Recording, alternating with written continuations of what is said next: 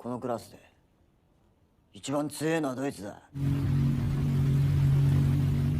Halo teman-teman, selamat datang kembali. Pada kesempatan kali ini, saya akan membahas suatu film yang sangat epik pada zamannya. Ya, kalian pasti tahulah mengenai sosok pemuda tersesat ini. Menceritakan mengenai kisah suatu sekolah yang sama sekali tidak ada pelajaran. Tanpa berlama-lama, mari kita langsung saja ke ceritanya. Film dimulai dengan diperlihatkannya seorang siswa baru SMA Suzuran yang bernama Genji Takiya yang tengah memandangi sebuah grafiti bertuliskan Raja Suzuran Tamao Serizawa. Kemudian dengan menaiki sebuah tangga, ia pun mengganti tulisan tersebut menjadi namanya sendiri, yaitu Genji Takiya. SMA Suzuran sendiri merupakan sebuah sekolah di Jepang yang berisi anak berandalan. Bahkan karena sering sekali berbuat ulah, murid-murid dari sekolah ini sering dijuluki sebagai gagak yang sering diartikan sebagai pembawa sial. Berganti ke upacara penerimaan siswa baru SMA Suzuran yang berjalan sangat kacau. Para siswanya sangat brutal, bahkan kepala sekolah dan guru-guru sama sekali tidak bisa menghandle acara tersebut. Sampai pada akhirnya upacara yang seharusnya berjalan dengan hikmat malah berubah menjadi acara tawuran.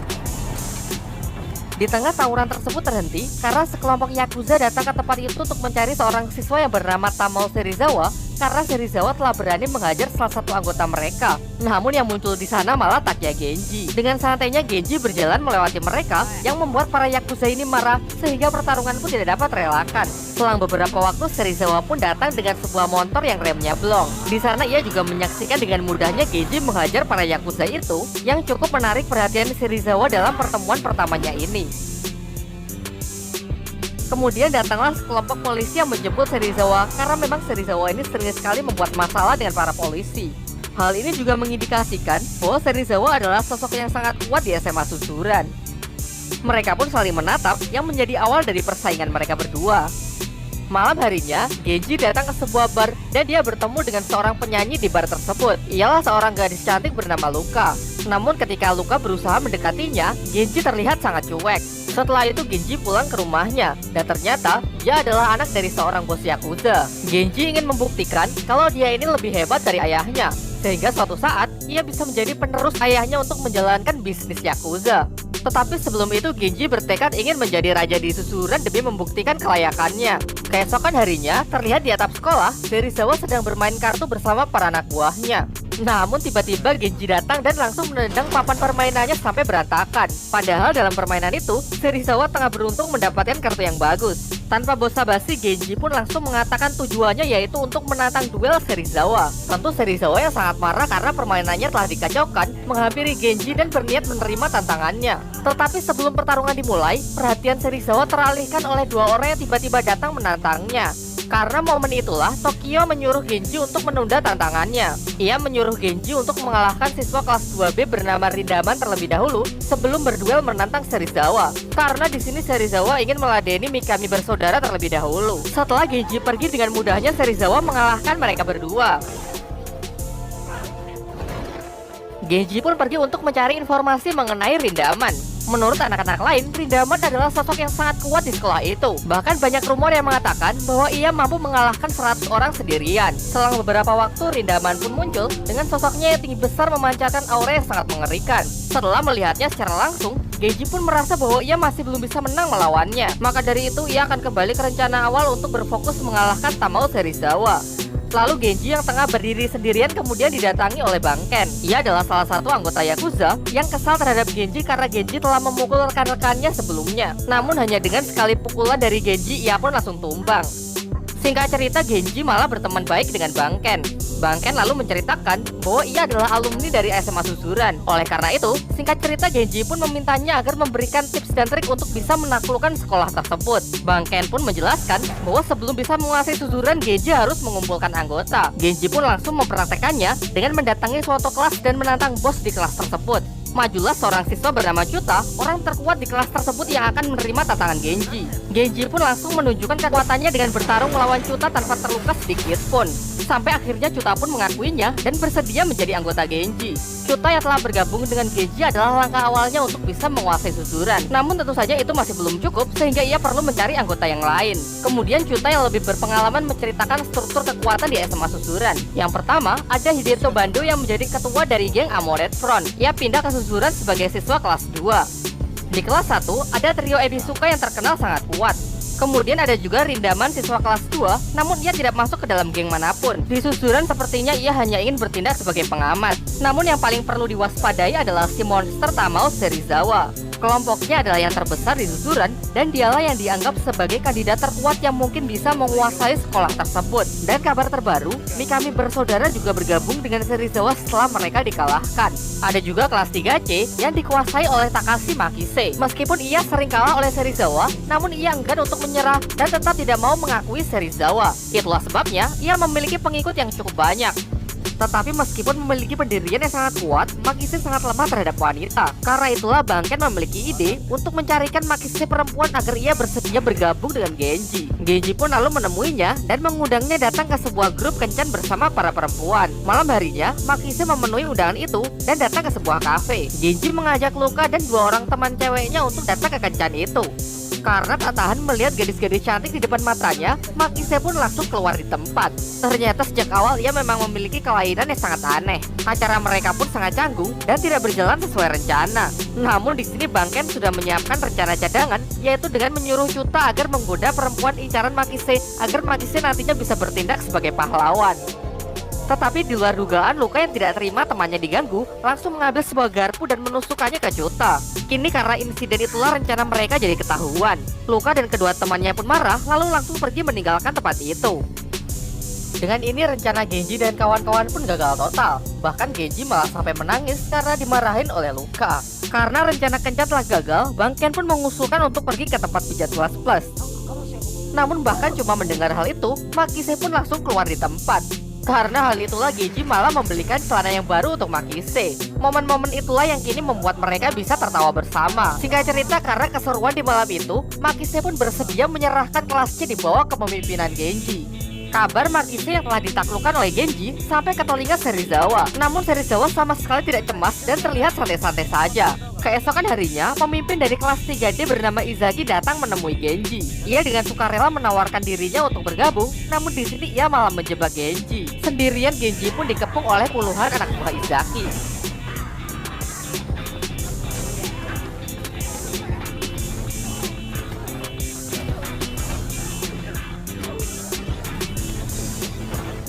Meskipun ia telah dikeroyok hingga babak belur, namun Genji sama sekali tidak menyerah. Ia jatuh berkali-kali dan masih berusaha untuk bangkit.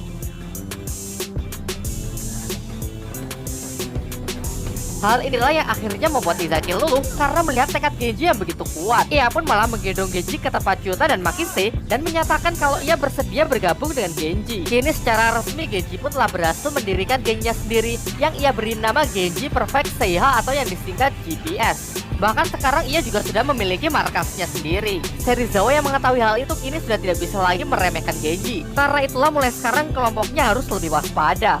Tokaji, yang merupakan anak buah dari Serizawa, diam-diam tanpa sepengetahuannya menggunakan cara kotor untuk mengalahkan GPS. Lantas dengan orang-orangnya ia pun mendatangi Izaki yang tengah sendirian lalu mengkeroyoknya. Genji dan kawan-kawan pun dibuat sangat kaget ketika melihat Izaki dengan luka yang sangat parah. Setelah mengetahui bahwa kelompok Serizawa lah yang melakukan semua ini, Genji pun berniat untuk balas dendam. Tetapi Izaki dan teman-teman lain melarangnya karena mereka merasa masih belum cukup anggota untuk bisa melawan geng Serizawa. Jika sekarang Genji tetap nekat berperang dan sampai kalah, maka GPS akan langsung tamat. Sehingga mau tidak mau, mereka harus menambah anggota terlebih dahulu sebelum bisa berperang melawan Serizawa. Malam harinya Genji bersama Makise minum di sebuah kafe.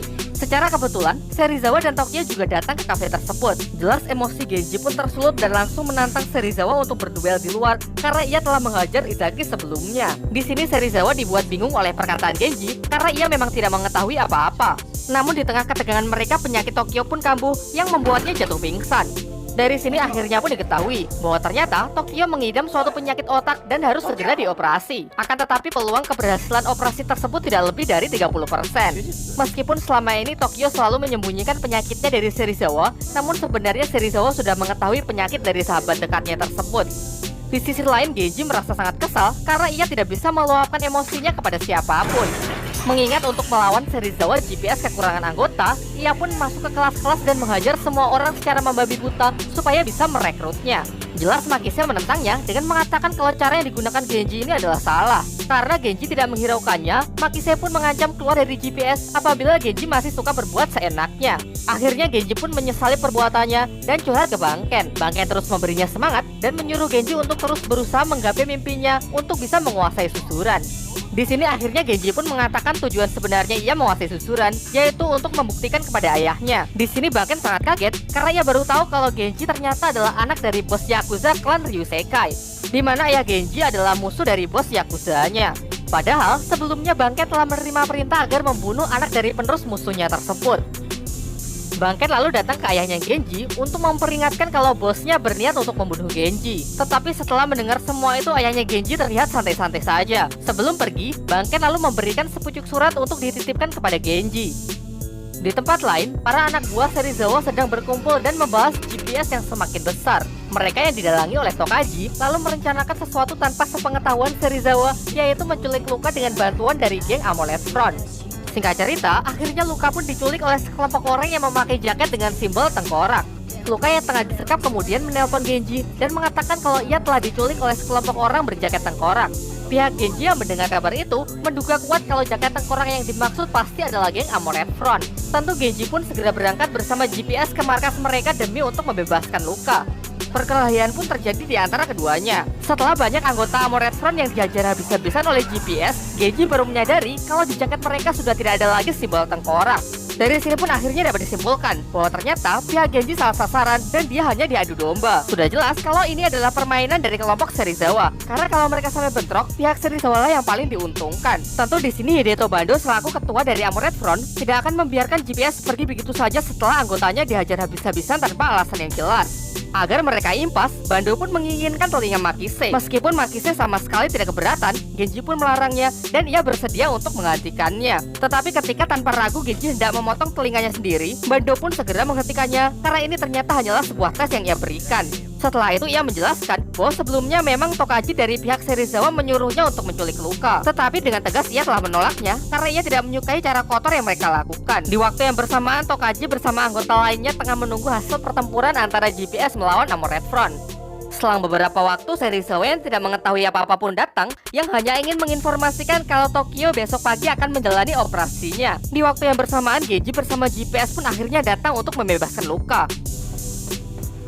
Serizawa yang kini mengetahui rencana busuk Tokaji pun sangat marah. Ia mengatakan lebih suka kalau kepalanya hancur daripada menang dengan cara seperti ini. Namun itu semua percuma saja, karena sekarang emosi dari GPS sudah tidak dapat dibendung lagi. Tanpa ragu mereka menyatakan perang kepada geng Serizawa besok pada subuh di depan sekolah susuran.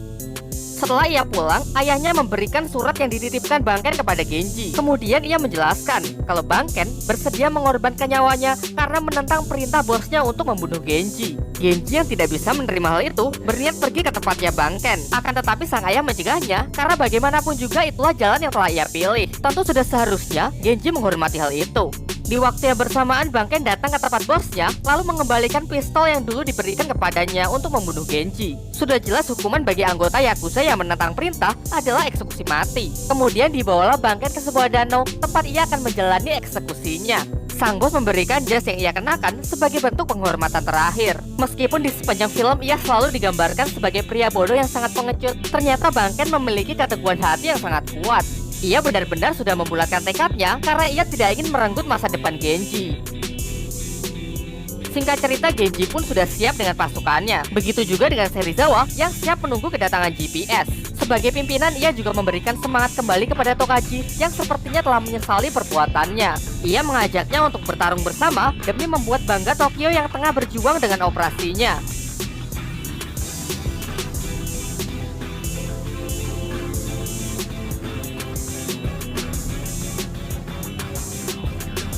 Di bawah derasnya hujan, akhirnya pertarungan mereka pun pecah.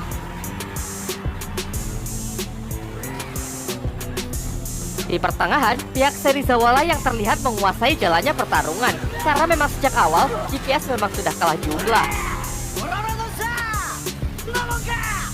Namun keadaan pun menjadi seimbang setelah kedatangan Amoret Front yang dipimpin oleh Hideto Bando. Ia pun bertarung membantu GPS karena kesal kepada pihak Serizawa yang sebelumnya telah mencemarkan nama baik mereka.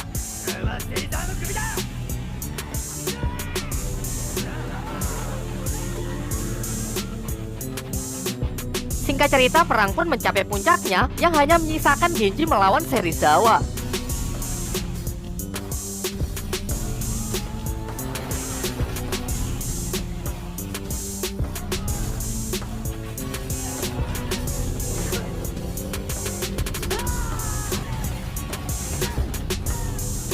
Kembali ke tempat Bangken yang tengah menjalani eksekusinya. Ia pun ditembak beberapa kali dan langsung dijatuhkan ke dalam danau. Di waktu yang bersamaan, Genji tengah bertarung mati-matian melawan Serizawa yang memperlihatkan kalau mereka memiliki kekuatan yang seimbang. Namun pada akhirnya Genji lah yang memiliki tekad lebih kuat, sehingga ialah orang terakhir yang masih mampu berdiri di hadapan Serizawa yang sudah menyerah karena tidak sanggup bangkit kembali. Dengan ini, GPS lah yang keluar sebagai pemenang. Setelah perang berakhir, Serizawa pun mendapatkan kabar gembira kalau operasi Tokyo telah berhasil. Di waktu yang bersamaan, Bangken yang sebelumnya tenggelam di danau ternyata masih hidup dan berhasil naik ke permukaan. Karena ternyata jas yang diberikan bosnya sebelum eksekusi adalah jas anti peluru.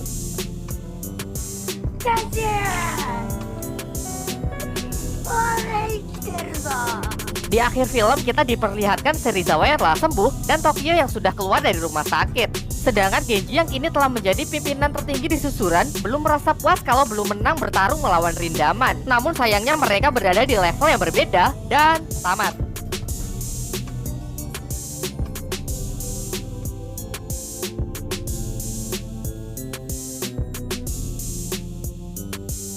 Adegan dimulai dengan diperlihatkannya Genji yang tengah bertarung melawan Rindaman. Meskipun ia sudah diakui menjadi bos susuran setelah mengalahkan Serizawa, ia masih belum puas kalau belum mengalahkan orang terkuat di sekolah itu. Namun kegigihan saja tidak cukup karena Rindaman terlalu kuat. Beralih ke Kawai Shinoburu, seorang mantan siswa susuran yang baru keluar dari penjara. 2 tahun lalu, saat susuran bentrok dengan sekolah Housen, ia membunuh Bito, pemimpin Housen yang menurutnya akan menjadi ancaman bagi susuran. Setelah perang itu, dibuatlah perjanjian damai antar kedua sekolah. Kini Noburu menyesali perbuatannya dan pergi ke makam Bito untuk berziarah. Ternyata, di sana ia telah ditunggu oleh para siswa Housen yang ingin balas dendam atas kematian pemimpinnya 2 tahun lalu. Terjadilah aksi kejar-kejaran sampai Noburu tiba di tempatnya Serizawa. Housen meminta Noburu, namun Serizawa menolaknya. Tiba-tiba Genji datang dan terjadilah konflik yang membuat Genji memukul salah seorang siswa Housen. Mengingat status Genji sebagai bos susuran, tentu perbuatannya ini membuat rusaknya perjanjian damai antara mereka. Sebelum pergi, Housen menyatakan perang kepada susuran dan akan bertempur seperti dulu lagi. Kemudian Serizawa bertanya bagaimana kabar Noburu, namun Noburu cuek dan pergi begitu saja. Sedangkan Genji masih terlihat bingung, berusaha memahami apa yang sedang terjadi. Sekolah Housen dipimpin oleh Narumi Taiga. Ia menyambut baik rusaknya perjanjian damai itu karena dendamnya yang amat dalam atas kematian Bito. Terlebih lagi, dulu dengan mata kepalanya sendiri ia melihat Bito terbunuh. Tiba-tiba datanglah siswa baru bernama Wasio. Ia adalah mantan anak susuran yang pindah ke sini setelah sakit hati karena tak dapat menguasai susuran. Demi untuk menguasai Housen, ia pun langsung menantang Tarumi untuk berduel, tetapi hanya sekali pukul ia pun langsung tepar. Tokyo yang menjelaskan kepada Genji mengenai Housen, kemudian menawarkan untuk menyatukan GPS dengan geng Serizawa. Namun dengan angkuhnya Genji menolak dengan mengatakan GPS saja sudah lebih dari cukup untuk mengalahkan Housen. Berlanjut ke acara latihan keras Tarumi demi mempersiapkan diri untuk berperang dengan susuran. Kemudian datang Tatsuya yang merupakan adik dari Bito. Tarumi lalu mengajaknya untuk menyerang susuran demi membalaskan kematian kakaknya 2 tahun yang lalu. Namun Tatsuya malah menolak karena tidak yakin kalau Housen akan menang melawan susuran. Meskipun dengan sikap angkuh Genji, GPS tetap saja masih kekurangan anggota. Oleh karena itu, Makise dan Chuta pergi berkeliling untuk merekrut anggota lebih banyak. Sayangnya sama sekali tidak ada yang peduli. Izaki juga pergi untuk merekrut Ryo Ebisuka. Sayangnya mereka juga menolak. Tetapi Genji mendapatkan anggota baru setelah Mikami bersaudara keluar dari geng Serizawa. Dan Serizawa pun juga sama sekali tidak keberatan dengan keputusan mereka. Sementara itu, Housen mulai bergerak untuk melakukan penyerangan terhadap siswa susuran. Dimulai dari Susumoto yang merupakan anggota dari Serizawa. Ia pun dihajar habis-habisan oleh siswa Housen yang bernama Ryo.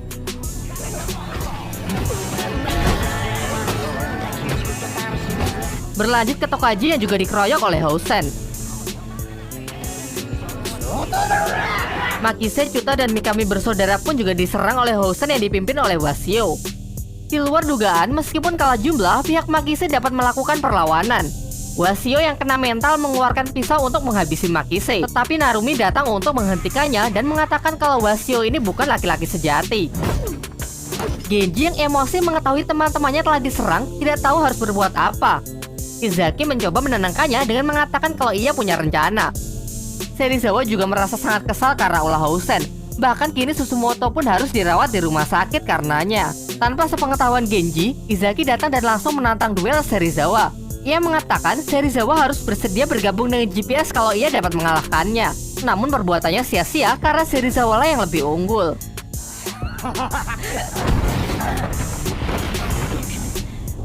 Sedangkan Genji masih berusaha keras untuk melawan Rindaman. Dengan harapan, ia akan dapat banyak dukungan setelah mengalahkan orang terkuat itu. Tetapi apa daya mereka benar-benar berada di level yang berbeda. Sampai Serizawa pun datang untuk menghentikan pertarungan itu karena melihat Genji yang sudah babak belur.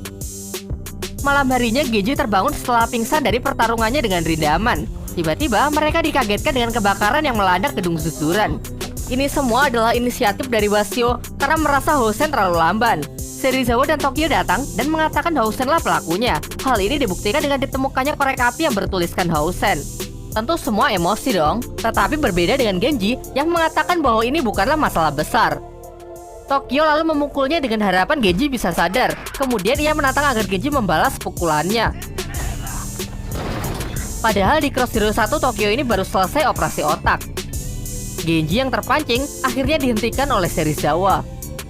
Kemudian Genji yang menyendiri didatangi oleh Serizawa. Ia menjelaskan bahwa untuk bisa memimpin susuran tidak cukup dengan kekuatan saja, apalagi kalau cuma setengah hati. Setelah mendengar itu Genji pun mulai bangkit. Besoknya, ia pergi ke Housen untuk mendeklarasikan perang. Di sini Narumi juga sama sekali tidak menyangkal kalau Housen lah yang telah membakar susuran. Akhirnya mereka pun sepakat untuk berperang besok di sekolah Housen karena sekalian Genji ingin menghancurkan markas mereka.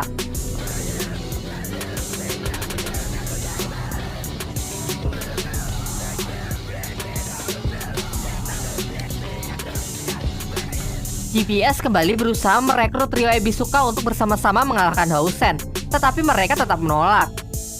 Tiba-tiba terdengar suara Genji yang membajak mikrofon sekolah. Ia mengatakan ingin meminjam kekuatan sebanyak-banyaknya demi untuk mengalahkan Housen. Dengan kalimat-kalimat yang telah ia rangkai, berharap bisa menggerakkan semangat setiap siswa. Besoknya, siswa yang terkumpul bahkan tidak ada setengahnya.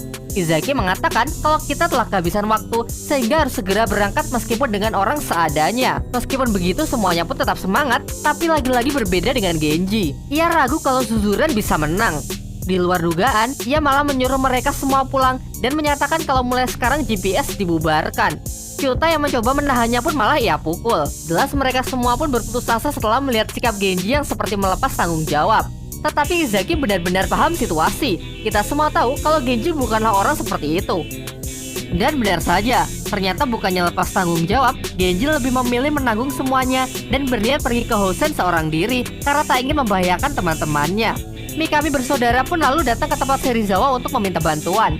Singkat cerita, Genji pun bertarung habis-habisan dengan puluhan siswa Housen.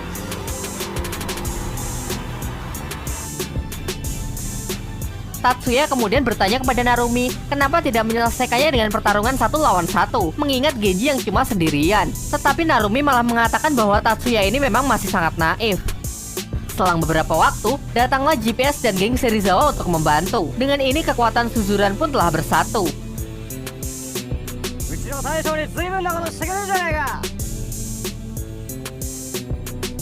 Narumi kemudian menantang Genji untuk buy one di atap sekolah.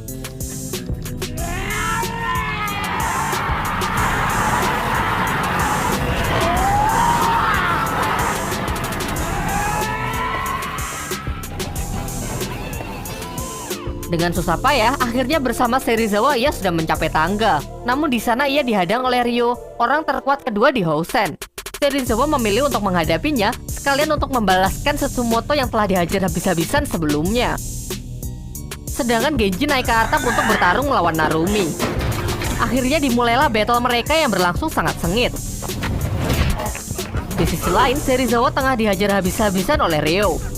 Tetapi memang inilah gaya bertarung Serizawa. Ia menerima seluruh pukulan musuhnya untuk membangkitkan adrenalin.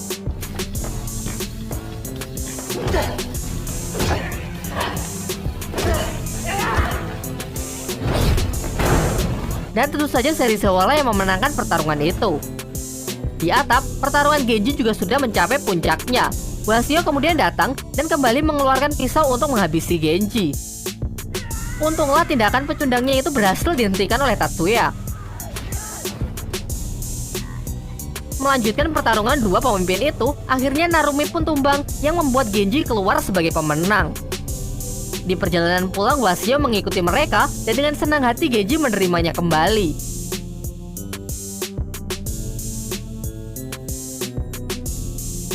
Singkat cerita, Genji dan yang lainnya lulus dari susuran. Dan sebelum pergi, ia kembali menantang Rindaman. Tamat.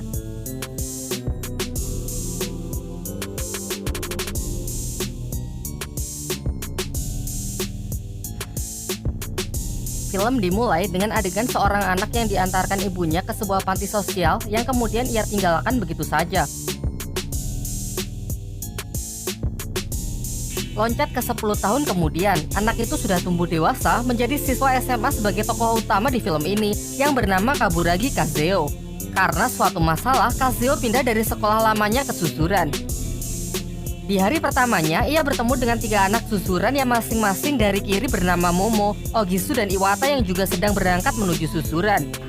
Sebagai anak baru, Kazeo bertanya di manakah letak SMA susuran, tapi ketiga anak ini tidak menyambutnya dengan baik dan malah menantangnya. Sampai sebuah mobil tiba-tiba melintas dan hampir saja menabrak mereka. Sempat terjadi slow motion, di mana Kazeo menatap anak di dalam mobil yang diketahui bernama Kagami Ryohei. Di susuran sendiri tengah heboh karena hari ini adalah acara penentuan siapakah yang pantas menjadi penguasa susuran. Terlihat di depan gerbang, anak-anak senior memblokade anak-anak lain yang mencoba masuk ke dalam sekolah. Ryohei bersama mobilnya menerobos kerumunan itu yang diikuti oleh Kazeo. Kazeo menyuruhnya untuk meminta maaf karena hampir menabrak orang. Namun Ryohei tidak memperdulikannya lalu memaksa masuk dengan melompat ke dalam pagar yang juga kembali disusul oleh Kazeo. Sementara itu di dalam sekolah, 2 kandidat terkuat pemimpin susuran hendak berduel menentukan siapa yang lebih layak. Sepertinya ada perubahan peraturan dari 2 film pendahulunya ya, dimana kalau zaman Genji, untuk memperebutkan kekuasaan 2 kelompok harus berperang dan melibatkan banyak anggotanya. Namun kini perang kelompok hanya cukup diwakili dengan pemimpinnya saja. Kembali ke cerita, sang penantang bernama Takagi Tetsuji melawan sang juara bertahan bernama Toru Goura. Tapi alih-alih mirip preman yang berwajah sangar, menurut saya Goura ini lebih mirip Dodit Mulyanto ya. Sayangnya pertarungan jauh dari kata seimbang, karena hanya dengan sekali pukul Goura dapat menumbangkannya. Dengan ini secara resmi ialah sang penguasa sekaligus menjadi yang terkuat di susuran. Sementara itu Ryohei yang tadi menerobos sudah sampai ke tempat arena, di mana terlihat dari belakang Kazeo masih berusaha mengejarnya. Tetapi setelah sampai di dalam, Kazeo dikejar anak buah Goura yang tak terima blokadenya diterobos. Ia pun menjambaknya, membuat Kazeo emosi dan mengalahkannya hanya dengan sekali pukulan. Sontak semua siswa pun tercengang dan mengetahui kalau pria di hadapannya adalah Kaburagi Kazeo, siswa terkuat di sekolah lamanya yang sekarang pindah ke susuran. Singkat cerita, Kazeo berteman dengan geng Ogisu, 3 anak di awal film tadi ya. Kemudian Ogisu menjelaskan struktur kekuatan di susuran yang diklasifikasi berdasarkan nilai, di mana nilai tertinggi saat ini dipegang oleh Goura. Di posisi kedua ada Takagi yang kini menjadi pengikutnya karena pagi ini sudah dikalahkan telak. Di posisi ketiga ada Tarashima Soshi, keempat Honda, dan peringkat kelima adalah Kazeo. Namanya langsung naik setelah ia membuktikan kemampuannya dengan mengalahkan pemegang peringkat kelima sebelumnya dengan pukulan tanpa bayangannya. Namun tetap saja Rindaman masih menjadi orang terkuat dengan nilai yang tidak diketahui. Bahkan ia mendapatkan julukan untouchable karena sejauh ini hanya Genji yang bisa menyentuhnya. Sementara itu Ryohei juga langsung naik daun setelah dengan mudahnya menaklukkan sebuah kelas di sekolah itu. Di tempat lain terlihat Banken bersantai memasuki sebuah bar. Di sana ia bertemu dengan Makise yang membuat ini menjadi pertemuan pertamanya setelah sekian lama. Makise lalu mengajak Banken bekerja di tempatnya, yaitu sebuah showroom mobil bekas yang bernama Nakata Auto yang merupakan peninggalan dari ayah angkatnya. Pada awalnya Banken menolak karena ia merasa tidak yakin dengan tempat yang sudah kusam itu. Namun seketika ia berubah pikiran setelah melihat pesona ayah, seorang janda anak satu yang merupakan anak dari si pemilik showroom. Di hari pertama kerja, dengan penuh semangat ia berusaha sebaik mungkin dan berhasil menjual mobil pertamanya. Setelah itu mereka pun mengadakan acara makan-makan untuk merayakan hal tersebut. Tak lama setelah itu, Sota anak dari ayah pulang sekolah dengan diantar 3 orang yang sepertinya bukan orang baik. Makise lalu menjelaskan kepada Bang Ken bahwa orang-orang itu adalah anggota Yakuza klan Otsu. Mereka datang untuk membeli mobil di showroom ini dengan harga murah, kemudian menjualnya ke luar negeri dengan harga yang sangat tinggi. Pokoknya mereka itu orang jahat lah. Sebagai mantan anggota Yakuza, Bang Ken datang ke tempat Naraoka yang merupakan pemimpin sementara dari klan Otsu. Sekaligus ternyata mereka ini adalah teman lama. Tanpa mengurangi rasa hormat, Bang Ken pun memohon agar klan Otsu bersedia melepaskan showroom Nakata Auto. Sayangnya permohonannya ditolak. Naraoka malah menyuruh Bang Ken untuk membantunya membujuk ayah menjual showroom itu karena ia berencana membangun tempat strategis tersebut menjadi tempat perjudian dan prostitusi. Di sana juga diperkenalkan karakter baru bernama Fujiwara. Ia dikeluarkan dari sekolahnya karena membakar seorang siswa dalam sebuah perkelahian dan mematahkan tangan polisi.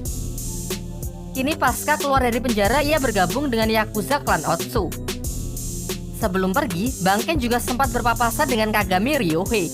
Bang Ken menyapanya karena dulu ia sempat menjadi pengasuh Ryohei saat masih kecil. Sayangnya Ryohei cuek dan mengatakan kalau ia sama sekali tak ingat dengan pengasuh masa kecilnya itu. Di sebuah bar, terlihat Kazuo bersama Ogisu sedang berbincang-bincang membicarakan mengenai keinginan Ogisu untuk menguasai susuran. Namun ia sadar dengan kemampuannya yang sangat mustahil bisa mewujudkan hal tersebut. Kini setelah melihat potensi dari Kazuo, ia pun menyarankannya agar Kazuo menguasai susuran dan bisa berdiri di puncak. Sayangnya Kazuo mengatakan kalau ia sama sekali tidak tertarik dengan hal itu. Bahkan sudah lama ia lebih memilih menghindari perkelahian. Di tengah obrolan mereka, datanglah geng dari sekolah SMA Industri Kurosaki yang dipimpin oleh Shibata. Di dalam keramaian itu, Shibata terlibat perseteruan dengan Momo, teman dari Ogisu, sehingga terjadilah baku hantam. Momo yang babak belur kemudian mengadu hal ini kepada Ogisu. Sekilas terlihat trauma Kazuo ketika melihat darah di kepala Momo mengingatkannya dengan almarhum sang ayah yang juga berdarah-darah di masa kecilnya. Seketika Kazuo pun emosi dan turut masuk ke dalam perkelahian. Tak ingin ketinggalan, Ogisu pun juga menjadi bersemangat untuk ikut ambil bagian. Satu persatu Kazuo menumbangkan lawannya, begitu pula Shibata. Sampai mereka pun bertatap muka dan nyaris mulai bayuan. Sayangnya hal itu tidak terjadi karena terdengar suara sirine mobil polisi yang mendekat ke bar tersebut. Mereka pun sepakat untuk keluar dan mencari tempat yang aman untuk melanjutkan baku hantamnya. Tapi setelah di luar, Shibata enggan melanjutkan perseteruan dan malah menawari Kazuo sebatang rokok Grendel. Shibata mengatakan kalau Kazuo ini mengingatkannya kepada kawan lamanya. Kemudian sama halnya dengan Ogisu, Shibata juga menyarankan agar Kazuo bisa menguasai susuran. Dan jawabannya pun juga tidak berubah, karena ia sama sekali tidak tertarik dengan hal semacam itu. Besoknya di SMA Industri Kurosaki, Shibata tengah melakukan seleksi untuk menerima anggota baru dengan cara para siswa baru disuruh saling baku hantam untuk melihat potensi mereka.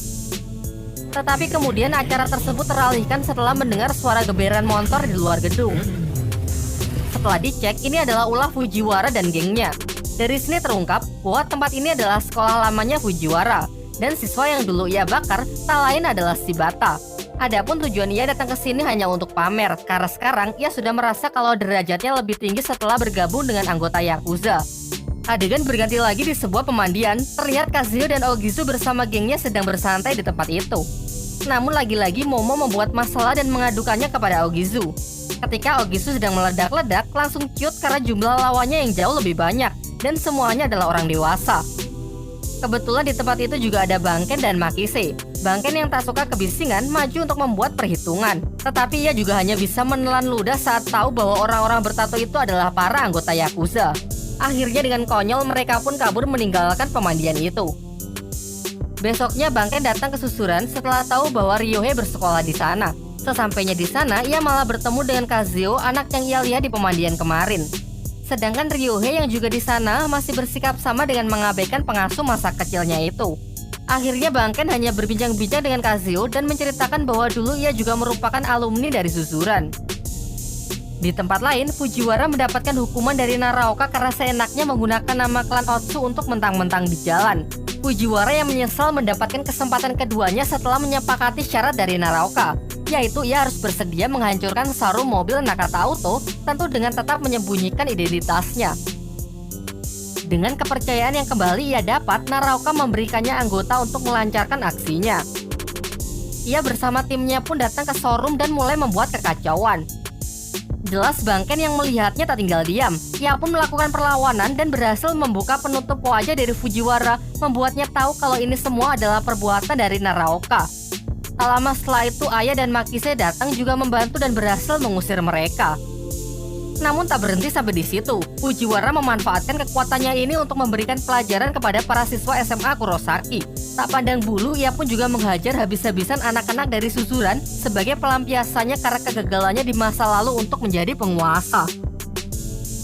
Sampai puncaknya ia menerobos ke dalam bus bertemu dengan Goura dan dua temannya, Honda dan Takagi. Beruntung Goura dapat lolos.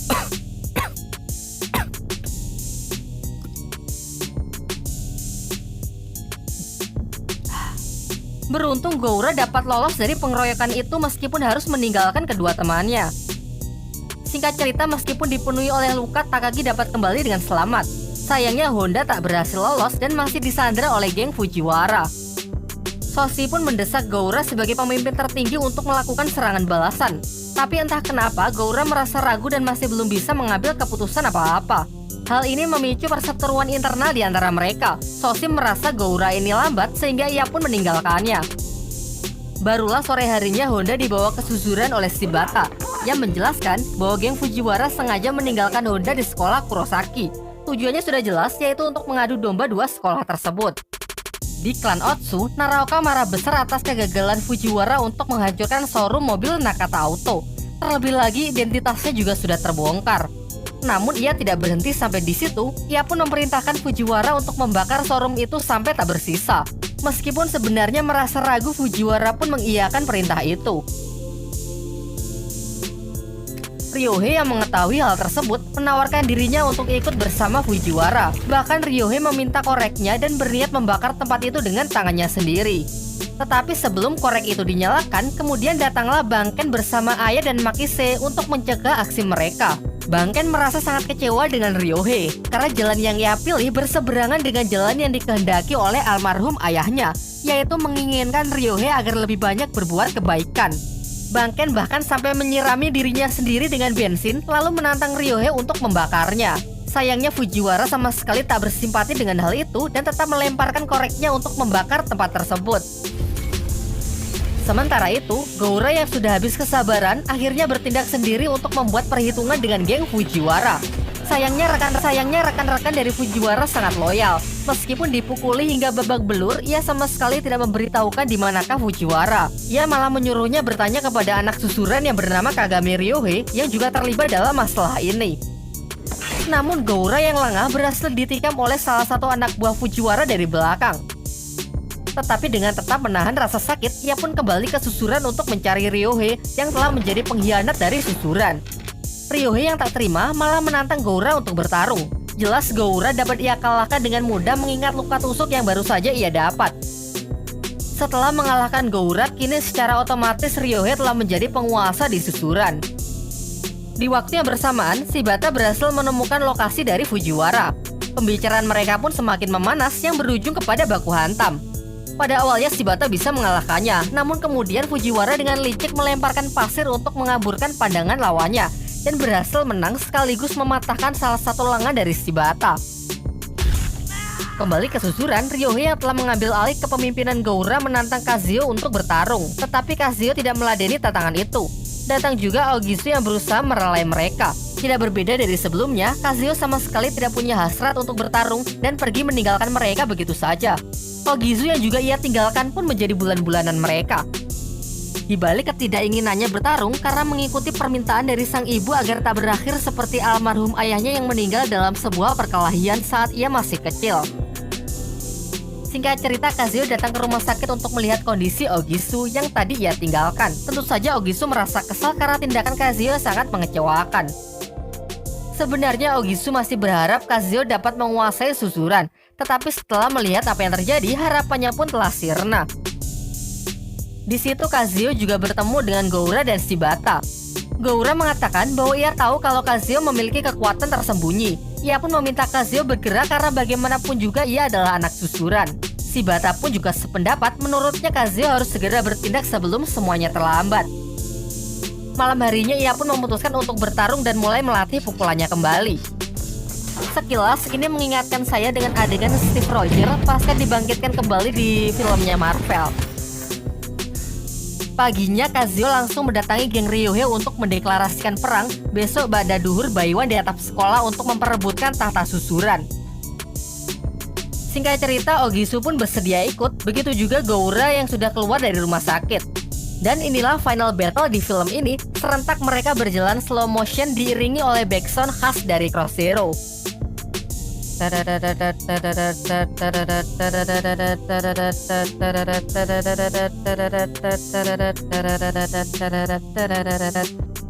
Mereka pun langsung disambut oleh geng Ryohei yang membuat suasana semakin memanas.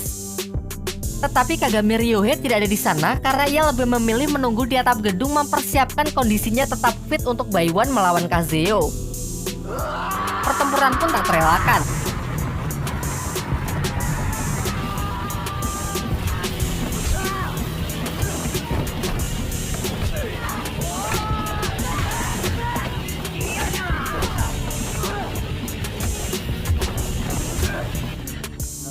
Goura cukup kesulitan menghadapi Fujiwara mengingat cederanya yang masih belum sembuh. Secara mengejutkan, Shibata pun juga datang dengan salah satu tangannya yang masih diperban. Ia lalu menantang Fujiwara untuk bertarung, hingga tak lama setelah itu bajunya sobek menunjukkan luka bakar lamanya karena tindakan Fujiwara. Melihat luka bakar itu adalah ulahnya, tiba-tiba hasrat bertarung Fujiwara pun menghilang. Ia pun pergi dari tempat itu, udah gitu aja. Sementara itu tak perlu waktu lama, sampailah Kazuo di atap gedung menemui Ryohei. Kalau dipikir-pikir harusnya ini kurang sportif ya, mengingat Kazuo yang tenaganya sudah lumayan terkuras akibat tawuran di bawah tadi melawan Ryohei yang gak ngapa-ngapain.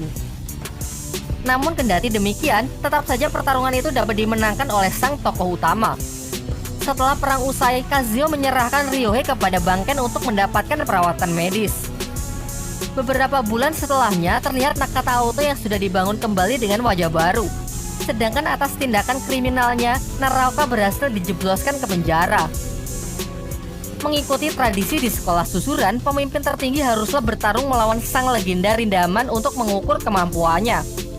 Terlihat juga Fujiwara yang telah mendapatkan hidayahnya menonton pertarungan mereka dari atas jembatan. Tak butuh waktu lama, Kazuo pun segera berteriak dan melancarkan serangan pertamanya. Tamat. Pokoknya tamat.